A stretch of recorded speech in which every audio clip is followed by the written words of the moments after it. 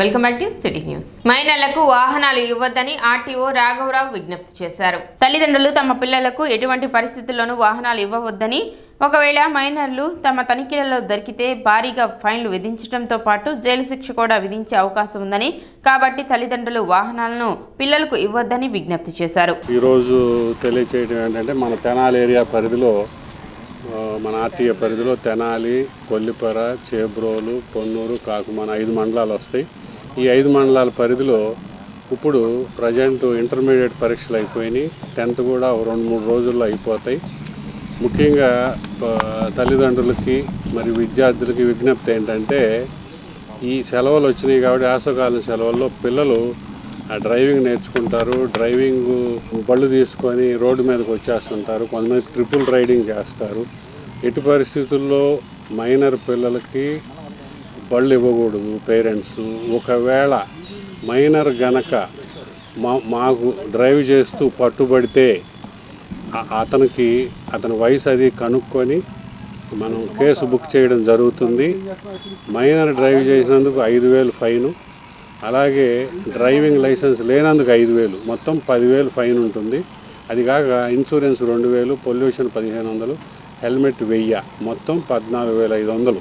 అంటే 18 అబోవ్ వాళ్ళు కనుక దొరికితే 5,000 ఫైన్ లైసెన్స్కి, మైనర్ దొరికితే ఇంకో 5,000 ఎక్స్ట్రా, 10,000, ఇన్సూరెన్స్ 2,000, పొల్యూషన్ 1,500, హెల్మెట్ 1000, మొత్తం 14,500.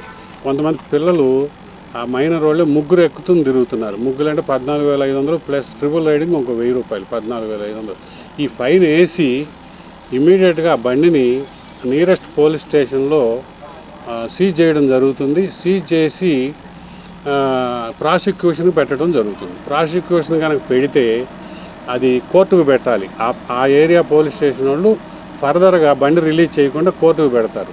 కోర్టు వారు, జడ్జి గారు మరి 100 రూపాయల నుంచి 25,000 ఫైన్ వేయొచ్చు, లేకపోతే 1 రోజు నుంచి 90 రోజులు జైలు శిక్ష విధించవచ్చు. అది ఆ ఫైను 100 రూపాయల నుంచి 25,000 రూపాయలు ఫైన్ వేయవచ్చు. ఈ మధ్యలో ఎంతైనా వేయవచ్చు. అలాగే 1 రోజు నుంచి 90 రోజులు జైలు శిక్ష విధించవచ్చు.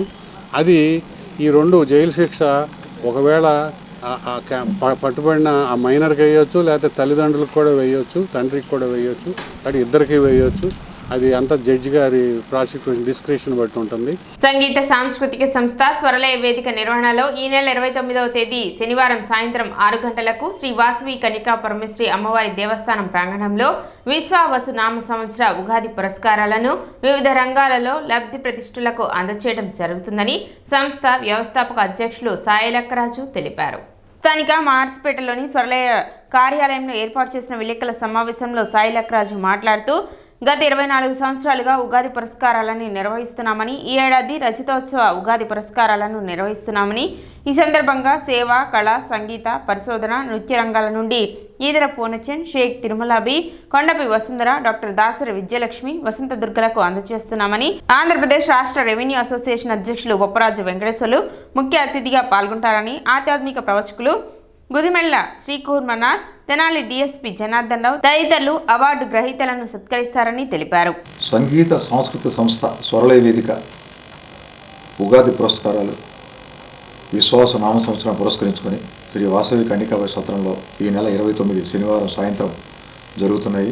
వివిధ రంగాల్లో లబ్ధప్రతిష్ఠులైన 5గురికి ఈ ఉగాది పురస్కారాలను అందజేయడం జరుగుతుంది. కళారంగం నుంచి షేక్ తిరుమల వీరు గారికి, పరిశోధన రంగం నుంచి డాక్టర్ దాసరి విజయలక్ష్మి గారికి, నృత్యం వసంత దుర్గ గారికి, అలాగే సంగీత రంగం నుంచి కొండపి వసుంధర గారికి, సేవారంగం నుంచి ఈదర పూర్ణచంద్ర గారికి, ఇలా 5గురికి ఇవ్వడం జరుగుతుంది. ఈ కార్యక్రమానికి Andhra Pradesh joint action committee chairman, రాష్ట్ర రెవెన్యూ అసోసియేషన్ అధ్యక్షుడు బొప్పరాజు వెంకటేశ్వర గారు తదితరులు ఈ కార్యక్రమాన్ని విచ్చేస్తున్నారు. ఈ విశేష కార్యక్రమానికి అశేషంగా అభిమానులు, కళారంగంలో ఆసక్తి కలవారు, మా స్వరలైన శ్రేయోభిలాషులు పెద్ద ఎత్తున పాల్గొని ఈ సభను జయప్రదం కోరుతున్నాను. సమావేశంలో సుబ్రహ్మణ్యేశ్వరరావు, విశ్రాంత తపాలా అధికారి తిరుమలరావు, నటులు మల్లేశ్వరరావు తదితరులు పాల్గొన్నారు. కళా సాహిత్య రంగాల సంస్కృతి సంస్థ స్వరలయ ఆధ్వర్యంలో రేపు 29వ తారీఖు శనివారం ఉగాది పురస్కారాల వేడుక నిర్వహించబడుతూ ఉంది. ఇది గత 24 సంవత్సరాలుగా ఈ యొక్క వేడుకను స్వరలయ సంస్థ ఆధ్వర్యంలో నిర్వహిస్తూ ఉన్నాము.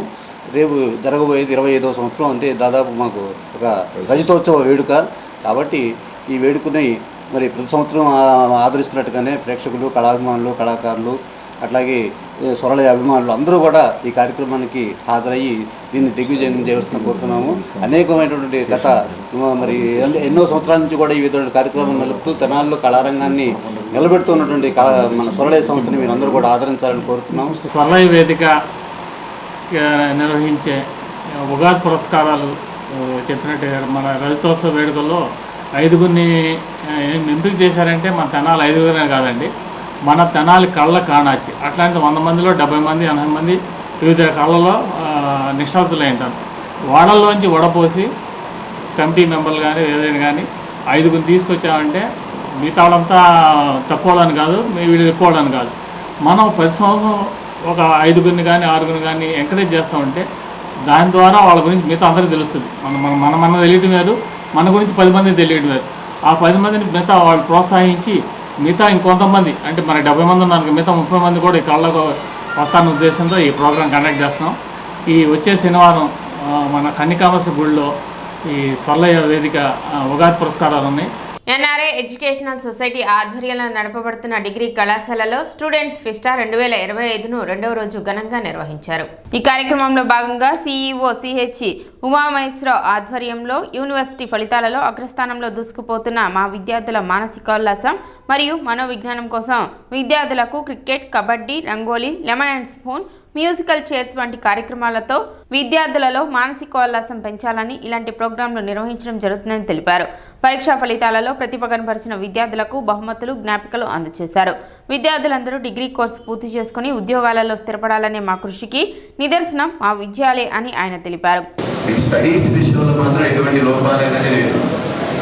అలాగే మీరు ఎంతమంది పేరెంట్స్ రెస్పెక్ట్ ఇస్తూ ఉన్నారో మరి మీకు ఐడియా ఉంటుంది. కొంతమందికి ఇంటికి వెళ్ళగానే మనలోనే రాక్షసత్వం బయటకు వస్తూ ఉంటుంది. First one, discipline is the more important. Discipline means first respect of your self. ఎంతమంది నీకు నువ్వు గౌరవించుకుంటున్నావు, నేను సొసైటీలో ఈ స్టేజ్లో ఉండాలి, ఇలా ఉండాలి అనేది నీకు ఐడియా ఉంటుంది. ఎలా ఉండాలి అనేది నువ్వు నిర్ణయం తీసుకుని దాన్ని పద్ధతి బట్టి మంచి భవిష్యత్తు ఎన్నుకోవాలి. ఫర్ ఎగ్జాంపుల్ 30,000 శాలరీస్ ఉండి 1 lakh శాలరీ, 1.5 lakh శాలరీ, ఎక్కువ దేనికి కాంపిటీషన్ ఉంటుంది? దేనికి ఎక్కువ కాంపిటీషన్ ఉంటుంది?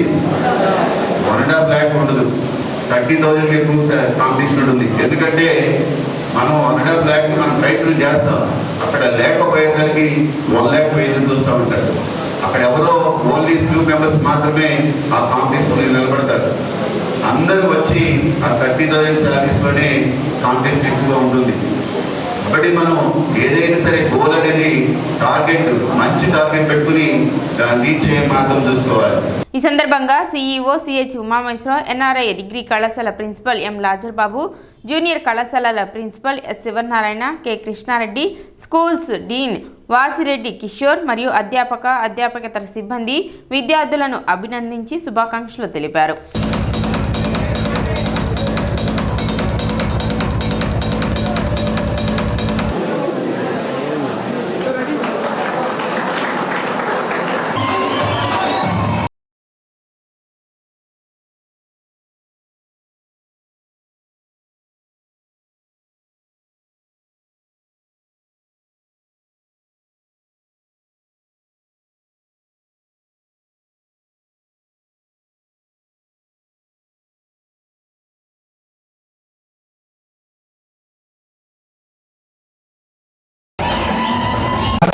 ఈ అకాడమిక్ ఇయర్లో సాధించినటువంటి అకాడమిక్ రిజల్ట్ కానీ మరి యూనివర్సిటీలోనే 99%తో ఉత్తమమైనటువంటి మరి ఫలితాలు సాధించి ముందంజలో ఉందని చెప్పడానికి గర్వపడుతున్నాను.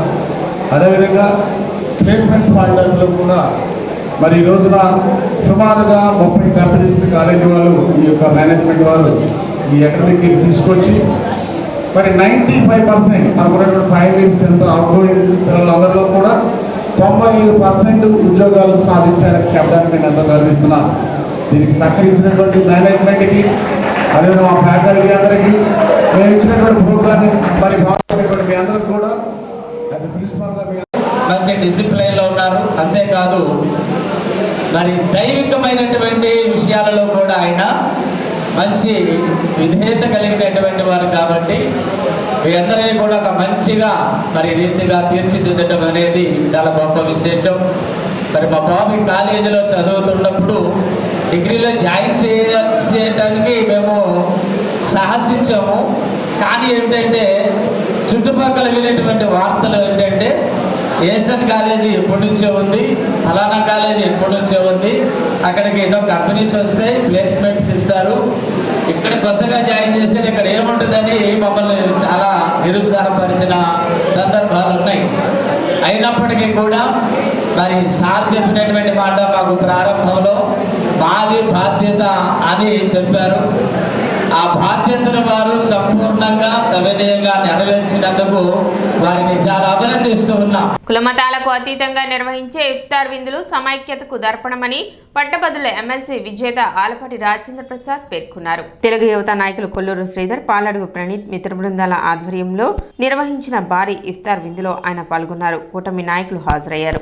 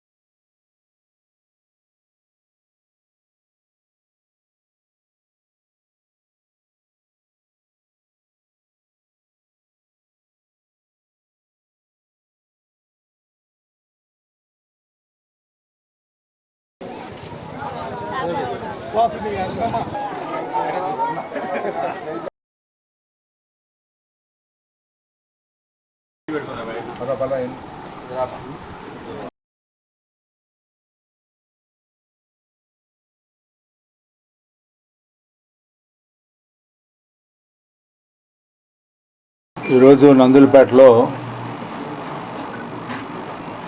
కొల్లూరు శ్రీధర్ మిత్రమండలి, ప్రణీత్ మిత్రమండలి వీళ్ళిద్దరి ఆధ్వర్యంలో పెద్ద ఎత్తున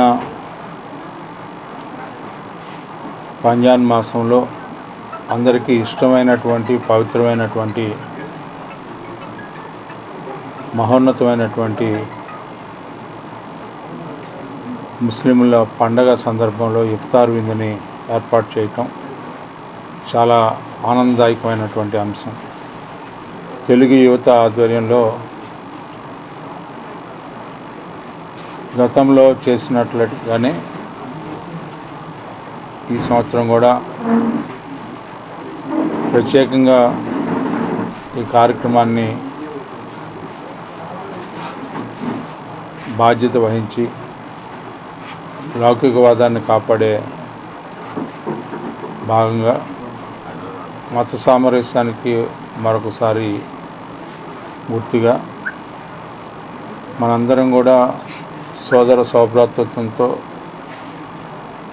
హిందూ ముస్లింలు క్రైస్తవులు అందరం కూడా కలిసి ఈ పట్టణంలో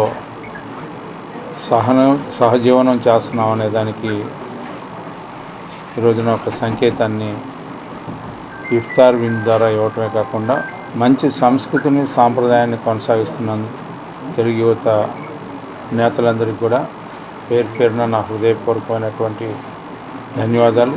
తెనాలి జనసేన పార్టీ కార్యాలయంలో కాకినాడ రూరల్ గ్రామాలకు చెందిన 6 వైసీపీ ఎంపీటీసీలు, పలువురు నాయకులు మంత్రి మనోహర్ సమక్షంలో జనసేనలో చేరారు. ఈ సందర్భంగా రాష్ట్ర పౌర సరఫరాల శాఖ మంత్రి, జనసేన పిఎస్సి చైర్మన్ నాదెండ్ల మనోహర్ మాట్లాడుతూ రాష్ట్ర అభివృద్ధికి ముఖ్యమంత్రి చంద్రబాబు నాయుడు, ఉప ముఖ్యమంత్రి పవన్ కళ్యాణ్లు నరేంద్ర మోదీ సహకారంతో నిరంతరం శ్రమిస్తున్నారని, ఆ నాయకత్వాన్ని బలపరుస్తూ ముందుకు సాగాలన్నారు.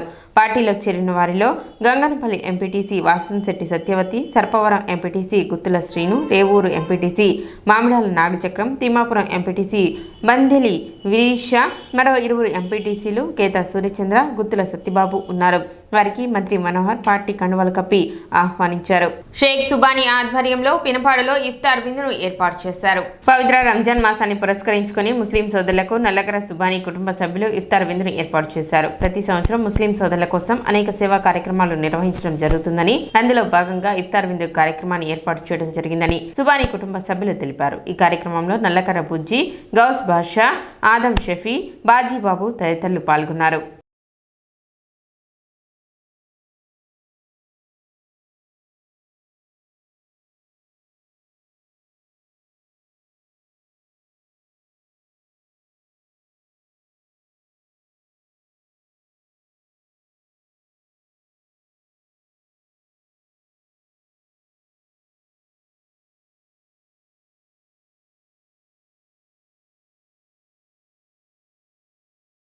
ఈ ఇఫ్తార్ దావత్ అనేది ప్రతి సంవత్సరం మేము కలిసికట్టుగా మత సామరస్యంగా కలిసికట్టు ఇక్కడ మనం ఇఫ్తార్ దావత్ చేసుకోవటం మొదటి నుంచి అలవాటు, కొన్ని సంవత్సరాల నుంచి చేసుకోవటం అలవాటు, అలా ఆనవాయితీగా నడుస్తుంది.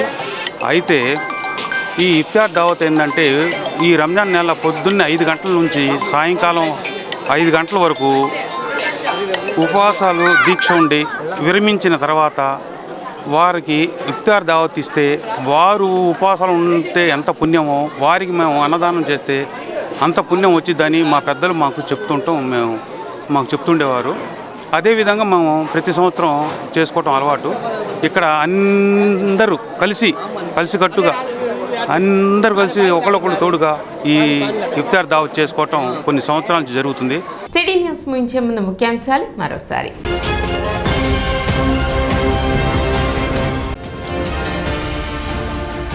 ధాన్యం కొనుగోలులో 8,003 కోట్ల మైలురాయిని చేరుకోవటం హర్షణీయం. మంత్రి మనోహర్ వెల్లడి.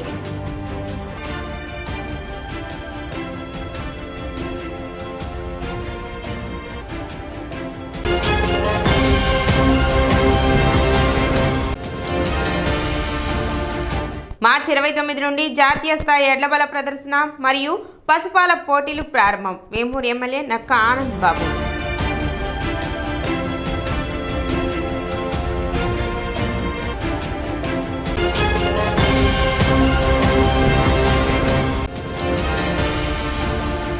స్వరలయ వేదిక ఆధ్వర్యంలో ఈ నెల 29వ తేదీ ఉగాది పురస్కారాలు ప్రదానం.